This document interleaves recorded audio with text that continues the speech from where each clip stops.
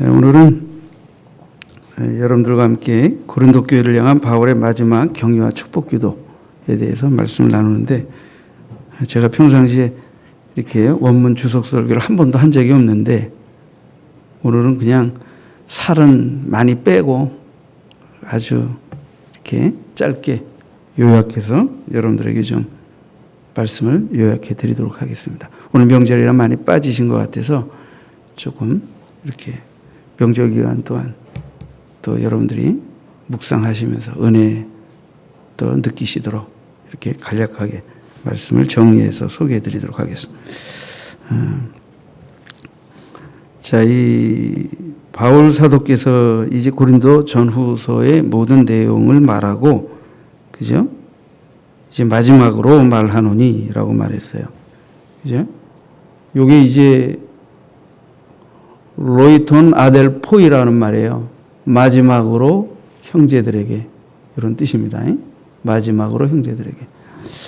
그래서 이 마지막이라는 말은 지금까지 한 말의 내용을, 그죠?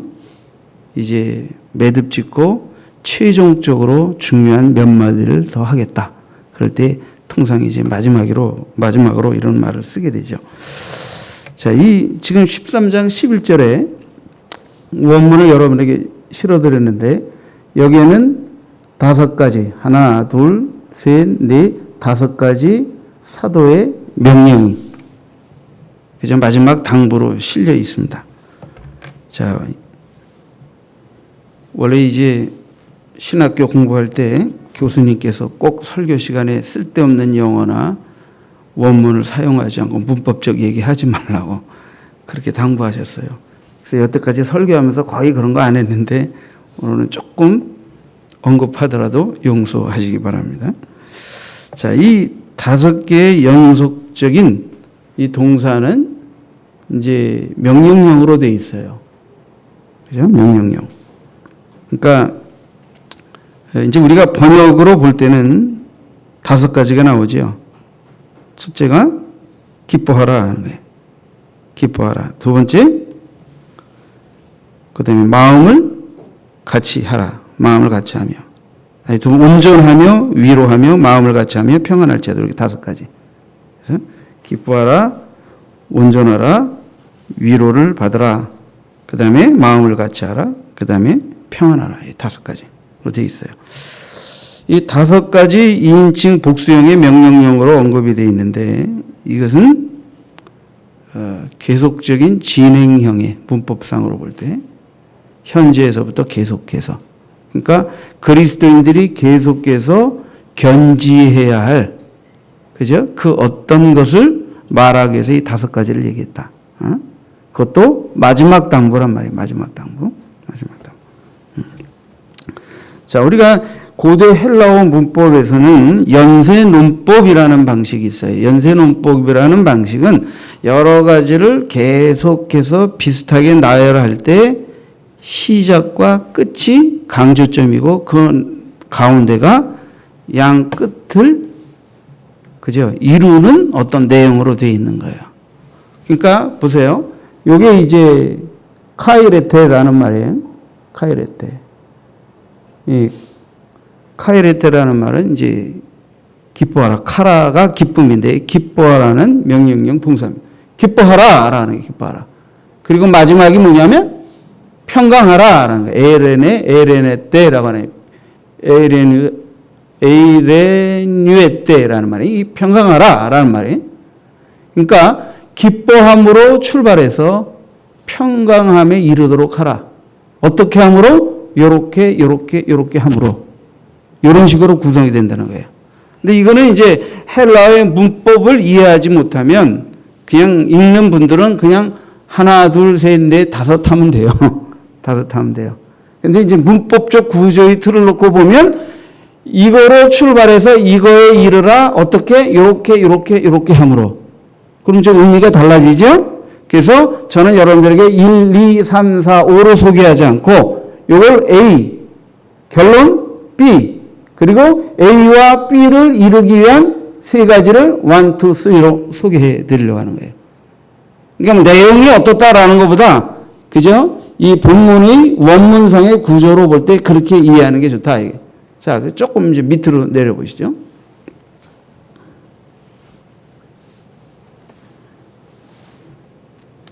첫 번째는 이제 아까도 얘기한 대로 어디 갔어요? 이제 여기 죄송합니다. 제가 좀 밑으로 내려가겠습니다. 요 무선 마이크로. 네.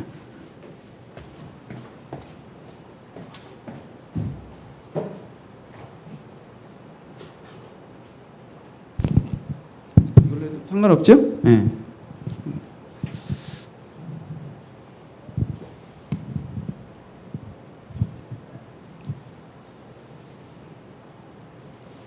자, 여러분 보세요. 첫 번째 기뻐하라. 네.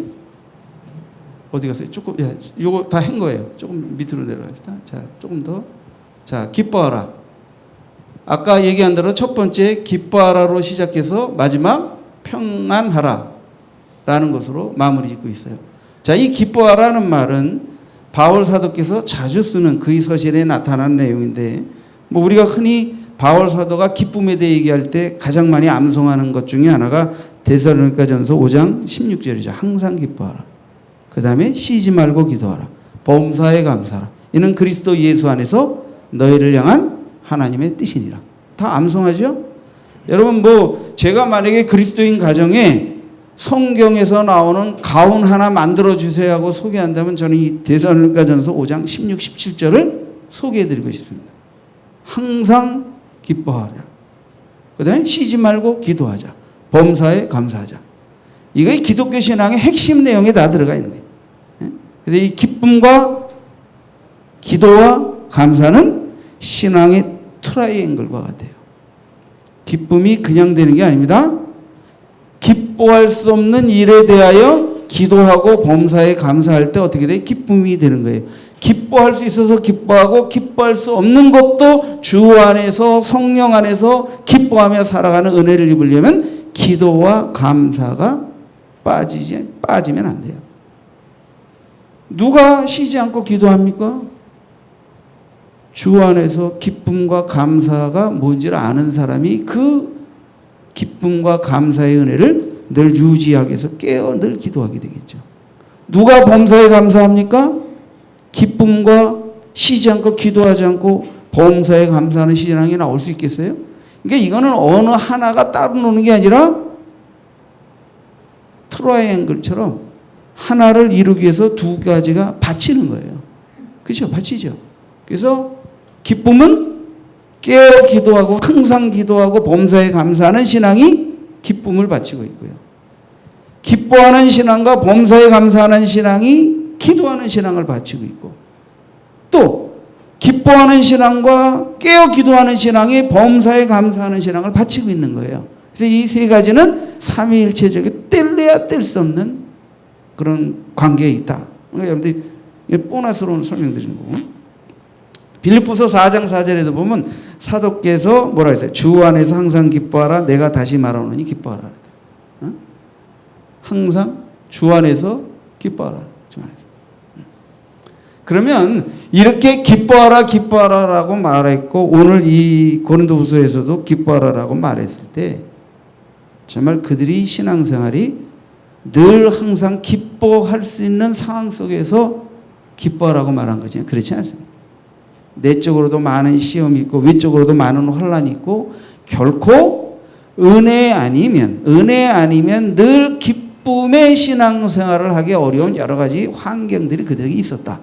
그럼에도 불구하고 사도께서 기뻐하라라고 말한 것은 그렇죠? 이미 예수 그리스도로 말미암아 구원의 사랑을 깨닫고 첫사랑의 감격과 기쁨 속에서 신앙생활하고 있지만 이것을 위협하는 수많은 내적 외적인 시험들 앞에서도 어떻게 돼? 이 기쁨을 빼앗기지 않고 계속 기뻐할 수 있는 신앙생활을 향하여 나아가라. 그래서 적극적으로 이것을 명령형으로 사용하거든요. 기뻐하라 하는 게 기뻐하라. 명령은 뭐예요? 명령형으로 주어진 건 복종을 말하는 거예요. 복종. 그러니까 기뻐할지어다. 그래. 그럼 아멘 하고 기뻐해야 돼. 기뻐해야 돼. 그러니까 명령은 원래 군대에서나 많이 쓰는 거 아닙니까? 그죠? 명령. 이제 요즘엔 가정 안에서도 부부간의 관계가 너무 좋아가지고 요즘은 옛날에는 남자의 여자가 왕창 불려서 살았는데 요즘엔 까꾸로 됐어요. 까꾸로 돼가지고 우리 교회도 이제 차 집사님 시골 가셨는데 준이거든요. 차준이. 그 부인께서는 연대장에서 이제 지금 장군으로 진급하기 제가 이제 웃자고 하는 얘기인데 그래서 역시 이게 남편이 군인이다 보니까 서로 이렇게 명령령이 많은데 처음엔 남편은 뭐 착하고 너그러워가지고 명령을 잘 못하는데 아내께서 더 명령령을 더 잘 사용하세요. 그래서 제가 계급을 연대장으로 붙여서 이제 조금 있으면 장군으로 진급시키려고 이렇게 생각하고 있습니다. 근데 그러니까 이 사도께서 명령령으로 말한 것은 이것은 정말 강조하는 거죠. 기뻐하는 신앙을 많이 강조하고 있다는 의미를 여러분 이해하면 좋겠어요. 평안하라 하는 거예요. 평안. 평안은 기쁨으로 출발해서 그러니까 이 기뻐라는 말 속에는 기뻐할 일 때문에도 기뻐하겠지만 기뻐할 수 없는 수많은 상황에서 기뻐해야 되니까 앞에 사실 숨은 성경에 써 있지 않지만 숨은 뭐가 가려져 있어요. 그게 뭐예요? 근심하지 말고 기뻐하라. 염려하지 말고 기뻐하라. 그게 숨어 있는 거라고 보면 돼요. 바울 서신 전체로 놓고 볼 때. 한번 따라서 합시다. 염려하지 말고 기뻐하자. 이건 명령입니다. 그러니까 염려가 다가올 때 성경은 기뻐하라고 그랬는데 그러면 염려하는 것들을 십자가에 못 박고 쳐부셔야 돼요. 그리고 여러분들이 당연히 기뻐할 수 있는 믿음으로 나아가는 길을 선택해야 돼요. 그 기쁨이 여러분의 마음을 주장할 수 있기 위해서 염려와 근심거리를 거절하란 말이에요. 여러분들이 육에 사로잡혀서 염려함으로 키를 한 자나 뭐 키울 수 있겠느냐. 그렇게 안 된다. 이게. 기뻐하라는 거예요. 기뻐하라. 특히 주 안에서. 그런 것처럼 이런 기쁨으로 출발해서 우리가 이 평안을 누리기를 원합니다. 이 평안이라는 것은 우리가 이제 이게 마지막 그냥 인사말로 쓸 때는 어떤 안녕 이런 표현이겠지만 적어도 사도께서 이 평안이라는 말을 쓰는 것은 단순히 인사말로 여러분들이 삶에 안녕하십니까? 안녕하길 원합니다. 이렇게 말하는 가벼운 인사 정도가 아니라 굉장히 중요한 의미가 담겨있는 거예요. 평안이라. 이것도 좀 보너스로 말씀을 드리는데 이제 이 평안은 헬라어로는 엘레네지만 히브리어로는 샬롬이라고 해요. 샬롬은 다 알죠? 샬롬. 유대인들이 히브리인들이 서로를 만나며 인사할 때 샬롬이죠. 자, 그럼 보세요. 이런 가정을 해보십시다. 유대인들이 게스실로 가는 아버지, 누나, 동생, 아들과 헤어질 때도 샬롬 하면서 헤어집니다. 그러니까 이 샬롬은 평안할 때, 축복이 올 때, 환난 가운데 죽음 앞에서도 샬롬. 마지막 내가 숨을 거두면서도 자녀들과 이별할 때 샬롬. 아침에 만나서도 샬롬, 헤어질 때도 샬롬. 이 샬롬이라는 게 대단한 거예요. 이 샬롬의 원문은 지금 이게 보너스로 설명하는 거니까. 자, 샬롬은 실림과 슬렘이라는 파생어가 있어요. 그죠? 셀렘은 명사인데 재물이라는 화목 재물이라는 뜻이고 실림은 값을 치르다, 대가를 지불하다 그런 뜻이에요. 잘 보세요. 샬롬은 뭐냐? 화목 재물로 대가를 지불하며 얻어진 것이 샬롬입니다. 그러니까 원문상으로 원어 유의를 해보면 하나님께서 우리의 죄와 허물에 대한 죄값을 그 아들 독생자 예수 그리스도를 십자가에 못 박아 화목제물로 그 죄값을 대신 지불하심으로 그것을 믿는 자들의 마음 가운데 허락하신 열매, 그게 샬롬이다. 그러니까 샬롬은 단순히 뭐 이렇게 마음이 편하다 이런 정도가 아닙니다. 이것은 하나님과 화해하고 구속의 은혜로 말미암아 하나님으로부터 예수 그리스도를 통하여 우리 안에 오는 하나님의 구원의 선물. 그러니까 다시 말해 하나님과 내가 화해하고 하나님의 자녀가 되고 영원한 천국을 소유한 자로 부름받는 그 구원의 은혜 속에서 우리 안에 임하게 되는 것이 샬롬이고, 그 은혜 아래서 하나님과 동행하며 그리스도를 닮아가며 성령의 충만한 인도하심 속에서 거룩한 백성으로 변화되고 성화되어 가며 신앙생활할 때 범사에 우리의 삶에 샬롬이 넘치게 되는 거예요. 그죠? 자, 오늘 여러분들은 샬롬에 대해서 배웠어요. 그러니까 샬롬이라는 단어 하나를 가지고 지금 구원과 성화의 두 측면, 우리가 거듭남과 거듭난 이후에 죽어서 천국 가기 전까지 신앙생활의 여정의 두 측면의 샬롬을 설명드린 거예요. 오늘 나오시길 잘했죠? 오늘 또 명절이라고 바쁘다고 오늘 주일날 빼먹고 송편이나 빚고 있었으면 송편은 먹었을지 모르지만 이 귀한 말씀 못 먹는 겁니다. 그래서 나오기 어려운 날이기 때문에 저도 여러분들에게 송편보다 더 귀한 영적 송편을 여러분들에게 빚어드린 거예요. 자, 그러면 기쁨으로 출발해서 기뻐할 수 없는 수많은 일들에 대해서 근심하고 염려하지 말고 기뻐하며 하나님이 평안이 내 안과 바 우리 모든 삶을 주장하는 그 평강의 복을 누리는 데까지 이르기 위하여 사도께서 세 가지를 말합니다. 세 가지. 첫째, 온전케 되어라. 자, 원문의 내용은 뭐 읽지 않고 밑으로 조금 넘어가십니다. 자, 이 온전케 되어라라는 말은 자, 원문상의 단어로 카타르티조라고 하는 동사에서 파생된 명령어예요. 명령어. 근데 이 말뜻이 무슨 뜻이냐면 원문상으로 이 파생된 언어, 동사, 어원의 뜻이 뭐냐면 일련의 발걸음을 어디 갔어?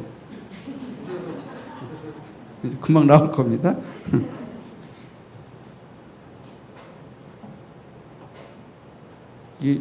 왜냐하면 이게 좀 원어를 싣다 보니까 기술적으로 이걸 시연하는데 아마 사전 연습이 잘 안 돼가지고 좀 그랬던 것 같아요. 이게 금방금방 잘 되는 건 줄 알았더니 또 좀 그렇더라고요.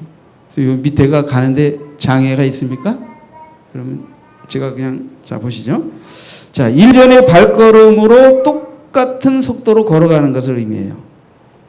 희한하죠. 온전케 된다는 단어의 원문상의 의미가.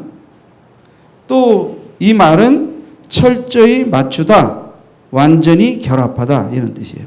철저히 맞추다, 완전히 결합하다. 이해를 돕기 위해서 그냥 군인용으로 제식 훈련을 하나 예를 들어볼게요. 얼마 전에 뭐 중국에서도 굉장한 행사가 있었죠. 그런 것처럼 우리도 뭐 옛날에는 국군의 날 하면 뭐 촥촥촥촥 하면서 걷는데, 자 보세요. 거기에 그래도 저런 데 나오는 사람들은 키가 비슷한 사람을 다 뽑아요. 근데 우리가 군대 가서 훈련 받을 때는 어떻습니까? 키가 뭐 작은 사람부터 큰 사람까지 하면 대략 너무 크면 군대 못 가고 너무 작아도 군대 못 가죠. 그런 거 따지면 격차가 그래도 한 25cm, 20, 30cm 되지 않겠습니까? 이 격차가 작은 사람에서 큰 사람. 그러면 큰 사람이 한 걸음 이렇게 뛰면 맨 뒤에 작은 사람은 어떻게 돼? 이렇게 가야 돼요. 그러면 이게 착착 해야 되는데 이게 맞겠어요? 안 맞겠어요? 안 맞죠. 안 맞죠. 그러니까 맨 앞에 보폭이 키가 큰 사람은 보폭을 줄여야 돼요. 자기 평상시보다 보폭을 착착착. 맨 뒤에 사람은 자기 평상시보다 보폭을 조금 늘려야 돼. 그래가지고 평균점을 맞춰서 키가 큰 자나 작은 자나 똑같은 속도의 보폭으로 횡과 열이 이탈되지 않아서 착 갈 수 있도록 착착 하는 겁니다. 이거 하는 거예요. 그래서 좌우를 맞춰가면서 하되 어떻게 돼? 보폭을 맞추는 게 보폭을. 그래가지고 큰 자나 작은 자나. 자, 이렇게 맞추는 거. 이것은 개인적인 것보다 공동체적인 것이죠. 공동체적인 것. 그죠? 자, 힘 있는 자가 힘 있는 것을 앞세우보다 힘이 약한 사람을 생각해서 약간 낮추는 거예요. 강한 자가 힘이 없는 자를 해서 약간 절제하는 거예요. 그리고 그 힘을 이쪽에다 실어주는 거예요. 이렇게 해가지고 어떻게 돼? 공동체가 하나님 일을 감당할 때는 자, 성품이 급한 사람이, 성품이 느린 사람과 일을 하려면 어떻게 해야 돼요? 느린 사람이 급한 사람에게 맞추고 급한 사람이 느린 사람에게 맞추는 게 환장합니다. 환장. 저도 자취할 때 친구들하고 자취했는데 저는 주로 이제 요리를 했습니다. 그리고 한 친구는 이제 장남이어가지고 자네는 장남으로 태어나서 집에서 별로 설거지나 청소 이런 거 잘 안 했지. 자네는 설거지를 하게. 왜냐면 평상시에 안 했으니까. 우리는 평상시에 많이 했으니까. 그러면 이제 또 한 친구는 갈고 닦는 걸 열심히 해요. 우리는 대충 딱 닦고 딱 출발해서 문간에서 가자고 기다리면 최소한 10분, 20분 기다려야 돼요. 얼마나 빚고 닦고 화장품 다 해가지고 방바닥 다 닦고 기다려요, 우리. 여러분, 승질 급한 남편과 느긋한 아내하고 어디 가자 그러면 아마 이번 명절 때도 그것 때문에 싸울 수도 있어요. 빨리 시동 걸고 나오는데 마누라하고 자식들이 안 나오고 이 편 내가 왜 안 나오고 있으면 성질이 막 오르죠. 이제 그럴 일이 아니에요. 잘 보세요. 급한 남편이 느긋한 아내와 맞춰서 살려면 어떻게 해야 돼요? 급한 사람은 조금 천천히 가려고 하고 느린 아내는 조금만 빨리 하려고 하고 그래서 서로 조금씩 줄여줘야 돼요. 서로 서비스를 해야 돼요. 응? 한쪽에다 일방적으로 맞춰라 이렇게 하지 말고 서로 조금씩 양보해서 서로를 맞추는 거예요. 속도를. 급한 사람이 어떻게 해야 돼요? 급한 사람은 웃겨요. 아무것도 도와주지 않고 먼저 가서 킥 들고 나가는데 여러분 보세요. 이 명절을 세기 위해서 애들 옷 입혀야지 뭐 가스불 잠가야지 뭐 이거 안 하고 간단치 않아요. 저도 이렇게 목양지에서 하다가 집사람이 어디 가자고 나오자 그러면요. 그래도 또 전기불 다 껐나. 또 나오다가 보면 화장실에 불 껐나 안 껐나 한 번 더 보고 뭐 이렇게 하다 보면 이렇게 빨리빨리 안 나와. 원래 제가 좀 더 집사람보다 빨랐거든요. 근데 요새는 왜 이렇게 늦냐고 이 소리 저도 들어요. 이게 간단치가 않더라고. 그래서 성질 급한 사람은 마누라 없이 혼자 2박 3일 살아보면 돼. 그러면 어디에다 속도를 어떻게 맞춰야 되는지를 느끼게 돼요. 사실 이거 다 옛날 얘기고 지금 남편들은 아내가 이제 키 들고 나가면 애 기저귀 갈고 목욕시키고 채워서 청소다 가스불 다 잠고 양쪽에 가방 들고 그래서 요즘 젊은 아빠들은 애 등에 업고 둘 있으면 앞에 업고 양쪽에 가방 들고 짐 들고 그러면 아내가 키 딱 걸면 빨리 꿈을 가라 이래. 참 이렇게 세상에 변했대요. 근데 너무 그렇게 살지 말고 서로 도와가면서 사십시다. 근데 이게 뭐예요? 서로 맞춘다는 게 공동체적으로도 이렇게 서로 맞춰야 돼요. 그러면 이게 뭐예요? 공동체가 온전해지는 거예요. 자, 개인적으로 마라톤을 예로 하나 들어볼게요. 여러분들이 그냥 헥헥거리면서 1km 정도는 뛸 수 있어요.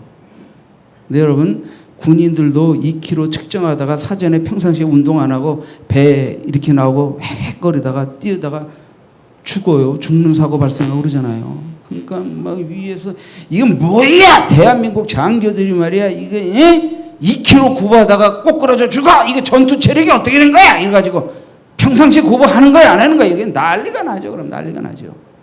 그래서 군인들은 전시 상황을 생각해서 그죠? 아무리 계급이 높고 나이가 먹더라도 항상 기초 체력을 유지해야 돼요. 근데 저도 대학교 때 축제 때 이제 10km를 뛴 적이 있어요. 믿어지시지 않죠? 제가 10km를 뛰었다는 거는 무지하게 힘듭니다. 10km 뛰려면 평상시에 연습 없이 절대 10km 못 뜁니다. 죽어요. 잘못하면. 그래서 저는 이제 한 달 전부터 매일 2km, 3km씩 이제 아침에 새벽에 새벽기도 끝나고 이제 뛰는 거예요. 구보하는 거예요. 운동장 몇 바퀴 돌면서 호흡 조절하는 걸 연습을 하는 거예요. 그렇게 해서 한 3km 정도, 2km, 3km 정도를 평상시에 숨을 고르면서 보폭과 호흡 조정을 할 줄 알면서 이렇게 잘 무난히 뛰는 사람이 나중에 어떻게 돼요? 이제 10km를 뛸 때 무난히 뛰게 되는 거예요. 그래서 보통 2km에서 3km 넘어갈 때 이게 뭐예요? 호흡 조절과 보폭 조절이 잘 돼가지고 계속 뛰어도 숨차지 않게 뛸 수 있어야 장거리를 뛸 수가 있어요. 그렇지 않으면 숨이 턱 밑까지 와서 2km는 그냥 1.5km에서 2km 뛰다니 킥 꼬꾸라지고 기권하게 돼요. 응? 자, 보세요. 여러분, 내가 10km를 뛴다. 단거리는 전력 진주하고 끝나면 되잖아요. 근데 장거리는 어떻게 돼요? 내가 호흡이 가빠가지고 도저히 못 뛸 수 있는 상황으로 가면 안 되잖아요. 그러니까 호흡 조절을 해야 된다. 호흡 조절을 해가지고 뛰면서 이 코로 평상시에 숨 쉬듯이 뛰어야 되는데 숨이 가빠지면 힘들어지잖아요. 그러니까 이걸 조절하고 훈련하는 거예요. 그렇게 해가지고 2km, 3km, 5km 뛰는 거예요. 뛰기를. 그러니까 어떻게 돼요? 100m 달리듯이, 200m 달리듯이 처음에 막 달리면 호흡 조절 되겠어요? 안 되겠어요? 안 되는 거예요. 장거리를 뛸 때는 처음에 뛸 때 빨리 나가는 게 아니에요. 처음부터 끝까지 비슷한 속도로 내가 호흡을 유지하면서 뛸 수 있기를 위하여 빨리 뛰는 걸 절제하는 거예요. 그리고 뛰면 뛸수록 힘이 빠지고 지쳐서 호흡과 걸음이 무너지는 것을 근력 보강, 호흡력 보강을 통해서 훈련을 통해서 그걸 계속 끝까지 유지해 가는 거예요. 그렇게 해가면서 하는 거예요. 군인들은 때로는 이제 측정을 합니다. 측정. 그럼 이제 완전군장하고 구보 측정하잖아요. 뭐 예를 들어서 우리도 훈련 받을 때 일주일마다 10km 구보, 완전군장하고 10km 구보를 했단 말이에요. 그럼 조별로 뛰어가지고 시간 내에 들어와야 돼요. 시간 내에 들어와야 돼요. 그럼 그때는 군인이니까 혼자만 잘 뛰어서 들어온다고 되는 게 아니에요. 그러면 어떻게 돼요? 한 조가 같이 뛰어서 10km를 정한 시간 내에, 합격 시간 내에 뛰려면 어떻게 해야 돼요? 초점이 잘 뛰는 사람에게 맞춰지는 게 아니죠. 제일 못 뛰는 사람이 어떻게 그 시간 내에 들어올 수 있을까를 위해서 돕는 거예요. 돕는 거예요. 그러니까 뛰다가 보면요, 지쳐요. 힘들면요, 이 총도 무거워요. 섹스진 하나 매는데도 이것도 무겁다니까. 그러면 잘 뛰고 힘 있는 친구가 총도 때로는 2개 걸머지는 거예요. 만약에 더 못 뛰고 체력이 약한 사람이 퍼지면 그 다음에 뭐예요? 배낭 빼서 앞뒤로. 제가 유격 훈련 받을 때 깜짝 놀란 것은 맨날 욕하고 야단치던 구대장들이 유격 훈련해가지고 뛰다가 무등산을 넘어가면서 우리가 몇 명 퍼지기 시작하니까요. 이 구대장들이 퍼지는 사람들의 배낭을 앞에다 대고 뒤에다 메고 양쪽에다 메고 뛰는데, 야, 그때 저는 대한민국 육군 소대장 소위 중위들의 이 체력, 기초 체력이 장난이 아니구나. 그땐 좀 존경스럽더라고. 그 전까지는 막 욕하고 밟아가지고 막 그랬는데, 야, 훌륭하더라고. 그렇지, 그렇지. 응? 그러니까 이게 뭐예요? 온전함이라는 것은, 개인적인 측면에서의 온전함은 어떻게 돼요? 내 성품, 힘, 능력 이런 것들을 잘 조절하는 거예요. 조절해서 질서 있게, 균형 있게 배열해서 그 어떤 일이든지 어떤 성격이든지 어떤 관계든지 어떤 사명을 완수할 때 잘 하는 거예요. 조절을 해서. 근데 공동체 안에서는 서로 함께 조절을 해야 돼요. 그래서 교회 안에서 힘 있는 자가 힘 없는 자를 무가치하다고 말하지 않고, 있는 자가 없는 자를 무가치하다고 말하지 않고, 재주가 있는 자가 재주가 없는 자를 무가치하다고 말하지 않고, 다 각자 필요에 따라서 적재적소에 서로의 은사와 능력을 나누고, 또 뭐예요? 더불어 하면서 이렇게 잘 조화롭게 어떤 것을 일을 해나갈 때 그걸 보고 온전하다라고 말합니다. 온전하다. 자, 여러분, 그러니까 사도께서는 기쁨으로 시작해서 평안에 이르는, 그죠? 그런 귀한 당부를 하시면서 첫 번째 온전하라라고 말한 거예요. 온전하라. 제가 이제 부연 설명은 개인적, 공동체적 측면에서 이해를 돕기 위해서 설명을 드린 거예요. 여러분, 환자가 아프면 몸이 회복이 돼야 되는데, 사실은 몸이 아프면 몸만 아픈 게 아니고 마음도 아파요. 그래서 몸도 마음도 회복이 돼야 돼요. 그런 것처럼 우리가 삶을 살다가 무질서, 방탕함에 빠지게 되면 그것으로 인한 정신적인 황폐, 몸의 황폐, 영적인 타락 이런 것들이 같이 오게 되기 때문에 회복은 영적인 회복, 우리의 마음과 정신적인 회복, 육체적인 회복, 이런 삶의 회복, 물질의 회복, 관계 회복, 여러 가지 측면에서 회복을 이루어가야 돼요. 그럴 때 온전함에 이르는 거예요. 온전함에. 그래서 이 온전함이라는 것은 아주 간단한 말이 아닙니다. 정말 우리 신앙생활 속에서 우리가 모든 부분에 있어서 온전해지려고 해야 돼요. 온전해지려고. 그러니까 온전해진다는 것은 단순히 강해진다는 의미 이상의 의미예요. 그죠? 강해진 것을 가지고 자랑하고 까불지 않는 거예요. 강해진 것을 가지고 약한 사람을 무시하지 않는 거예요. 적어도 나아가 나의 유효한 것으로 부족한 사람들을 너그럽게 섬길 수 있는 것까지 갖는 마음을 갖는 게 그게 온전함이란 말이에요. 그래서 부족한 사람은 부족함이 없는 것을 향하여 인격적으로, 내적으로, 외적으로 나아가야 되지만 때로는 더 넘치게 받고 또 훈련되고 갖춰진 것들은 그러지 못한 사람들을 위해 그것을 적당히 절제하면서 그걸 나누어줘서 평균케 함으로 인해서 공동체 안에서 가정 안에서 이게 하나가 되어 온전하게 무언가를 할 수 있도록 하는 것. 이게 온전함입니다. 온전함. 두 번째 위로를 받으라 그랬어요. 위로를 받으라라는 말은 이제 원문상으로 보면 위로를 받으라라는 말도 되고 서로 격려하라라는 말도 됩니다. 그래서 원문상의 뜻으로 보면 공동체 구성원 간에 서로 열심히 권면함으로 생기를 돋우고 용기를 주라는 거예요. 생기를 돋우고 용기를 주라. 그러니까 무함으로 인해서 위로함으로 격려함으로 사람의 영혼에 생기와 용기를 북돋워 주는 거예요. 우리가 위로받으면 슬픔이 좀 반감되죠. 그죠? 힘들고 어려울 때, 좌절할 때 위로해 주면 힘을 얻죠. 그러니까 이 위로와 격려를 통해서 생기를 용기를 북돋워 주는 거예요. 세 번째, 마음을 같이 하라. 항상 감정이나 성량을 하나로 모으기에 염두에 둬. 이게 염두에 둔다는 말은 많이 생각한다는 거예요.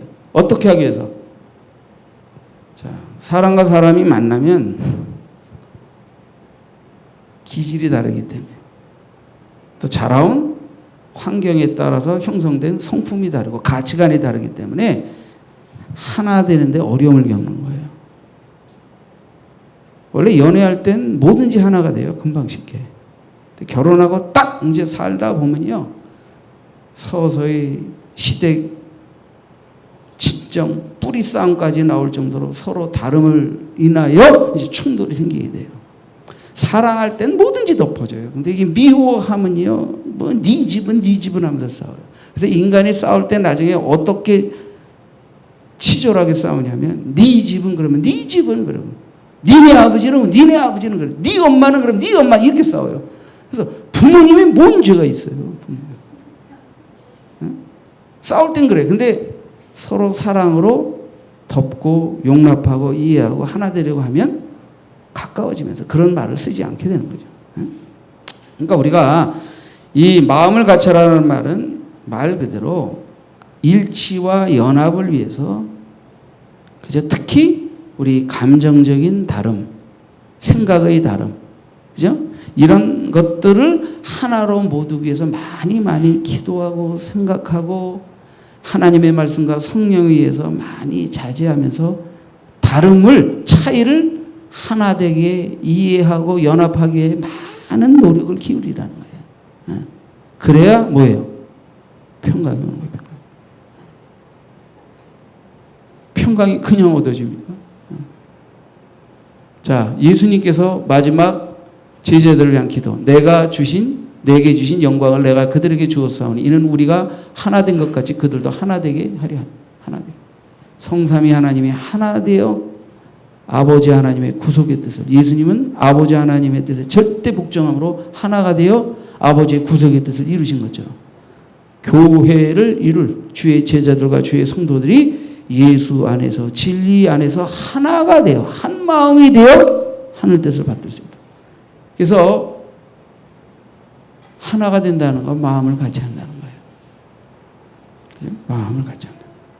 이것은 많이 서로 성품의 차이, 기질의 차이, 생각의 차이, 의견의 차이를 주 뜻 앞에 복종하고 이해하고 주님이 가르치신 인격적인 사랑의 덕을 서로 실천하고 순종하면서 가까워지고 하나 되려는 노력을 통해서 이루어지는 거예요. 자, 그래서 사도께서는 기쁨으로 시작해서 어떻게 해요? 평강으로 열매 맺는 삶을 위하여 세 가지를 말했다. 온전케 되라. 그 다음엔 위로 격려를 받아라. 세 번째는 마음을 갖춰라. 자, 두 번째는 좀 짧게 가겠습니다. 두 번째가 이제 축복기도. 자, 마지막 13장 13절에서 우리가 흔히 이제 교회에서 목사님이 설교 마치고 축도할 때의 그 원형적 내용입니다. 이것이 이 바울 사도의 13장 13절의 이 축복 기도의 내용을 가지고 오늘날 교회와 목사님들이 축도를 하는데, 물론 여기에 수식어를 다양하게 바꿔서 이제 축도를 하지만 이 축복 기도의 아주 뚜렷한 특징이 뭐냐면 삼위일체적이라는 거예요. 삼위일체. 삼위일체적인데, 자, 그리스도의 은혜와 그랬어요. 이거는 호라는 말입니다. 호카리스, 투 쿠리우 예수 크리스투라고 하는 말이에요. 예수 그리스도스. 그러니까 큐리오스 예수 그리스도스라고 하는 단어의 속격으로 표현되는 겁니다. 그래서 주 예수 그리스도의 은혜. 호라는 말은 요 똑같은 말인데 요거는 이제 대문자로 써서 그래요. 이것은 영어로 말하면 the charis, the grace라는 말 같은 것 같습니다. 그러니까 자, 각각의 정관사를 취해서 그 은혜, 그 사랑, 호, 해, 그죠? 호가 아니라 해입니다. 해. 제가 잘못했어요. 해, 아카페, 투, 세우 그랬어요. 그러니까 토, 세우스, 세우스라는 하나님인데 속격으로 표현되는 거야. 하나님의 사랑, 하나님의 그 사랑. 그 다음에 해, 코이노니아, 투, 하기우, 그죠? 푸니마토스. 그러니까 뭐예요? 거룩한 영, 성령의 교제, 성령의 그 교제. 그러니까 교통이라고 번역이 되죠. 성경에는 교통이 바로 이제 교제라는 뜻입니다. 그죠? 자, 그러니까 이 각각 정관사를 취한 것은 일반적인 은혜, 일반적인 사랑, 일반적인 교제가 아니라 그 사랑, 그 은혜, 그 교제라는 거예요. 특정한. 그런데 이제 이것이 속격으로 쓰여 있을 때 문법적으로 주체적 소유격이라고 말해요. 주체적 소유격이라는 것은 이것이 이분에 의해서 나오는 것이다. 이것도 이분에 의해서 나오는 것이다. 그러니까 이 은혜와 사랑과 교제가 성삼위 하나님, 주 예수 그리스도의 은혜, 아버지 하나님, 하나님의 사랑, 성령의 교제, 이렇게 그 주체가 성삼위 하나님이라고 하는 것을 의미하는 거죠. 그래서 이것을 문법적으로 속격을 썼지만 이것은 이것의 주체 되시는 분이 바로 성삼위 하나님이라는 것을 강조적으로 나타내기 위한 헬라어 문법에 속하는 것입니다. 자, 그래서 자, 원문을 보세요. 요게 다 속격입니다. 투라고 하는 게 투. 헬라어는 여기에도 우가 붙어 있고 큐리오스에도 여기도 우가 붙어 있고 예수 크리스ቱ, 요게 다 속격입니다. 그래서 헬라어는 전치사부터 명사부터 동사부터 다 그 문법적 격이 같이 들어갑니다. 여기도 투 세우, 투 하기오 이렇게 돼 있죠. 그러니까 여러분들 자, 내려보세요. 자, 주체적 소유격은 성삼위 하나님의 주권적 행사를 강조하는 표현이고, 특별히 성령의 교제라고 말하는 것을 예로 든다면 뭐예요? 성령 하나님께서 능동적으로 고린도 교회 성도들과 지속적 교제를 바란다라고 하는 바울의 소망을 담은 것이다. 자, 밑으로 또 내려보시죠. 자, 이 축복 기도는 오늘날 교회의 목사님들이 축복 기도하는 내용의 하나의 모형이에요. 모형. 축복 기도의 전형. 그리고 이제 여기에 수식어를 이제 달아서 하기는 하지만,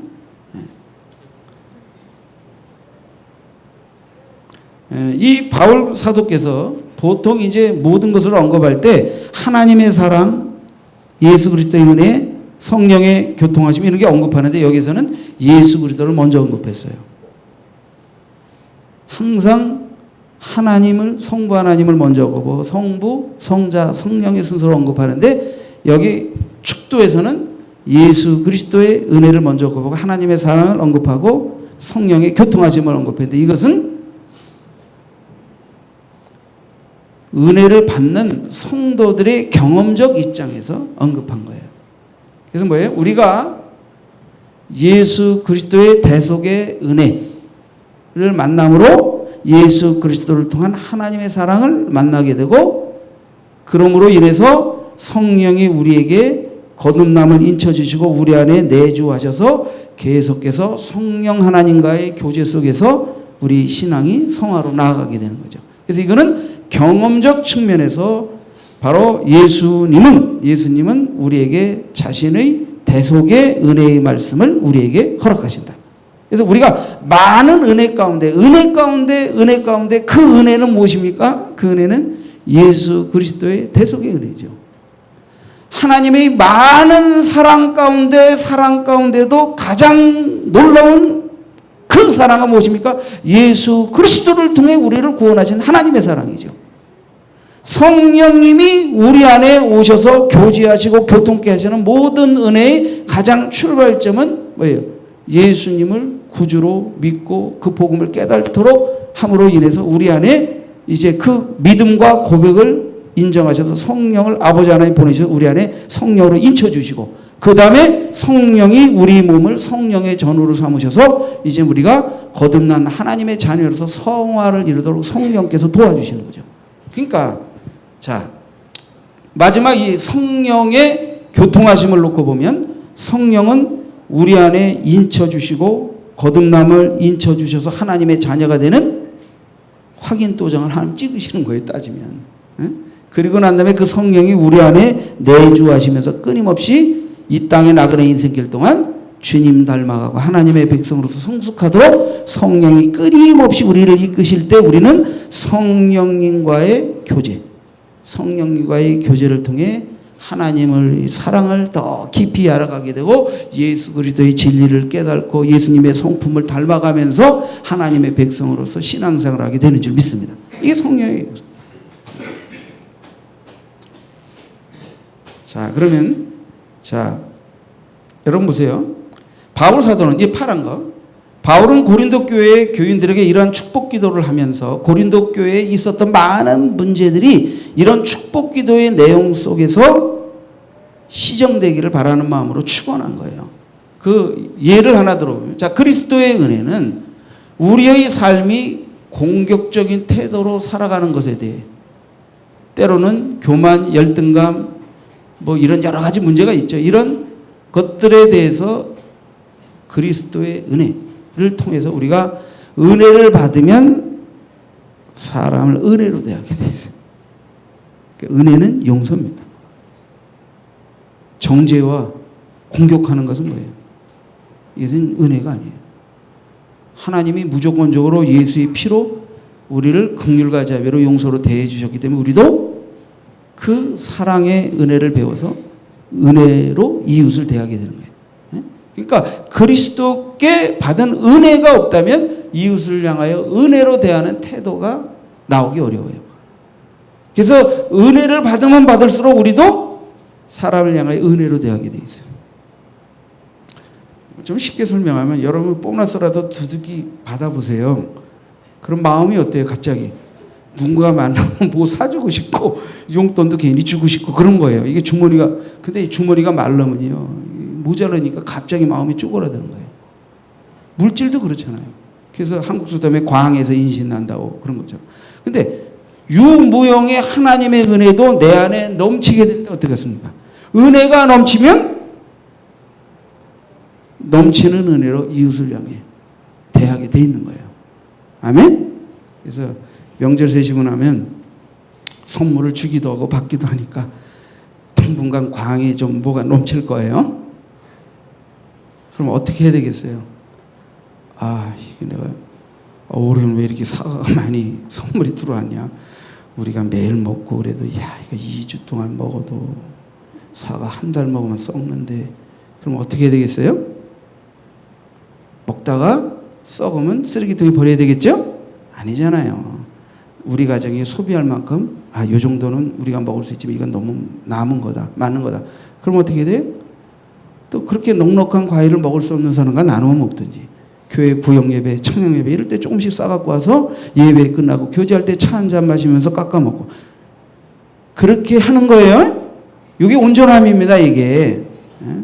그래서 제가 혹시 이렇게 아파트 지나가다가 우리 여성교원들이 쓰레기통에 먹는 귀한 것들이 상했다고 막 버리는 게 제 눈에 발각이 됐다 그러면 혼납니다. 그러면 안 되지. 먹을 걸 썩혀버릴 정도가 되면 그것도 한두 번 실수로 끝나야지. 남을 것 같으면 빨리빨리 교회로 가져와. 교회에서는 수요 예배 때도 밥해 먹죠. 목요일 저녁에도 밥해 먹고 금요일도 밥해 먹고 얼마든지 먹을 게 있으면 항상 더불어 나눠 먹으니까 여러분들이 쓸데없이 분에 넘치는 걸 아까워하면서 끌어안고 있다 썩혀버리지 마시고 먹을 만큼만 냉장고에 보관하시고 빨리빨리 교회로 보내세요. 그러면 나눠줄 사람 나눠주고 더불어 먹을 건 먹고 그렇게 살아가는 거예요. 그렇게. 여러분 하나님의 사랑은 우리의 부패한 질투와 시기심을 없애주는 거예요. 하나님이 자기 희생적인 이타적인 사랑을 우리가 깨닫게 될 때 시기, 비교의 마음을 극복하고 분노를 극복하고 더 성숙한 사랑을 할 수 있게 되는 거예요. 그리고 성도의 교제는 우리는 연약해요. 그래서 하나님의 뜻대로 올바르게 살려고 하지만 끊임없이 죄와 육의 소욕에 넘어지고 쓰러질 수밖에 없어요. 그럴 때마다 성령님을 의지해서 죄를 깨닫고 회개하고 더 강하고 담대함으로 죄를 이길 수 있는 은혜를 입어야 돼요. 그래야 우리가 승리할 수 있는 거예요. 자, 결론 부분. 결론을 바울은 11장 끝부분에 기쁨으로 시작해서 평강하라고 말하면서 사랑의 하나님, 평강의 하나님이 너희와 함께 하실 것이다. 그렇게 하면 사랑의 하나님, 평강의 하나님 너희와 함께 하시니까 이 모든 일을 그 하나님이 이루신다. 그러니까 이런 은혜의 삶은 나로부터 나오는 게 아니라 하나님이 함께 해주실 때 성삼위 하나님의 은혜와 사랑과 교통하심의 은혜가 있을 때 가능한 것이다 라고 사도께서 말하는 것과 같다. 그러면서 거기에 문안을 말해요. 고린도 성도들에게 거룩하게 입맞춤으로 서로 문안하라. 이건 물론 이제 그때 당시 초대교회의 문화적인 것이죠. 우리는 이렇게 인사할 때 입맞춤으로 안 하고 악수를 한다든지 가볍게 이렇게 포옹하죠. 근데 서구 사람들은 입을 쪽쪽 맞추죠. 우리는 이제 아직 그걸 잘 못하는데 그건 뭐 방식은 그렇다 하더라도 왜 입맞추냐? 이것은 진실한 그리스도인 사이에서 그죠? 성도 간에 나누는 이제 문안의 한 표현이죠. 문안. 근데 단순히 만날 때 입 맞춘다? 이게 아닙니다. 나는 당신을 용서하고 이해하고 주의 사랑으로 사랑합니다라는 표현이란 말이에요. 그래서 가룟 유다가 입맞춤으로 예수를 팔 때 예수님이 하신 말씀이 있죠. 내가 입맞춤으로 나를 파느냐. 입맞춤은 나를 향하여 이전의 마음이 어땠든 회개하는 마음, 정직한 마음, 진실된 사랑의 마음으로 주님 사랑합니다라고 표현하는 것이 입맞춤이잖아요. 가룟 유다가 그래. 혹시 예수님 팔려고 해서도 주님 내가 팔려고 했던 나쁜 마음을 회개합니다. 잘못했습니다. 주님 사랑합니다. 진실로 사랑합니다. 입맞춰야 되는 거 아니에요. 그런데 가룟 유다는 입맞춤으로 겉으로는 라비오 사랑합니다고 입을 맞춰놓고 뒤에서 내가 입맞추는 거가 너희가 잡아갈 예수다. 이렇게 했으니까 예수님이 네가 입맞춤으로 나를 파느냐. 네가 껍데기로는 나를 사랑한다는 표현을 하면서 속에선 나를 배반하고 팔아먹느냐라는 말씀을 하신 거죠. 그러니까 여러분 우리가 성도들 간에 인사를 나눌 때 속에선 미움과 증오와 꼴보기 싫은데 만나서 인사하고 이게 아니고 전에 미움과 꼴보기 싫음이 있었다 하더라도 그래도 내가 덜 깨져서 또는 내가 더 이해하지 못해서 내가 더 용서하지 못해서 이전에는 그랬지만 그래도 오늘 이 시간 이후로 지금은 더 사랑하고 더 진실되게 이해하고 더 용서하고 더 그죠? 그리스도의 사랑으로 무난합니다 라는 의미에서 매 주일마다 여러분들은 악수하시기 바랍니다. 예? 그래야 되는 거예요. 그래야 되는 거예요. 근데 악수는 하는데 인사는 하는데 이전에 갖고 있는 마음을 계속해서 가져갈 마음은 따로 놓고 이게 아니라 전에는 너를 향하여 좀 하나님 앞에서 불평부당하고 부족한 마음이 있었지만 그래도 더 성숙되게 더 온전하게 사랑하고 이렇게 사랑하겠습니다라는 표현으로 인사하고 또 더 그 성숙한 사랑으로 나아가기 위한 다짐으로 입맞추라 이게 입맞추라 이게 성도의 인사법입니다. 성도 인사법. 여러분, 그리스도인은 마음에서부터 우러나오는 진실을 바탕으로 성도들과 따뜻한 교제의 상징인 문안 인사를 나누는 거예요. 그러니까 이것은 이웃 간에 어쩌다 만나서 그냥 하이, 하이, 헬로 이 인사 이상의 의미라. 우리는 누구냐 이게? 우리는 그리스도의 피로 보혈로 맺어진 영적 가족이란 말이에요.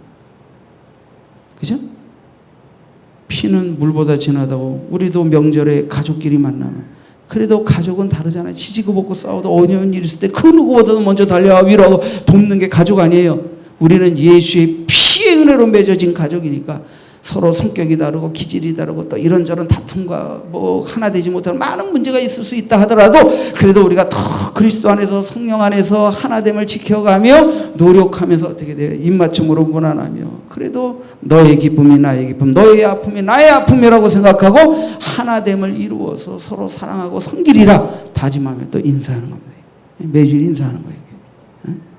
그래서 그동안 우리는 매주 인사했던 우리의 지체 중에 한 분을 천국으로 먼저 보냈잖아요. 이제는 인사하고 싶어도 못하잖아요. 그러니까 아팠을 때, 크게 아팠을 때 우리 마음속에 그의 허물보다 그를 향하여 더 성숙되게 사랑하지 못했던 것이 우리 마음에 자책이 됐잖아요.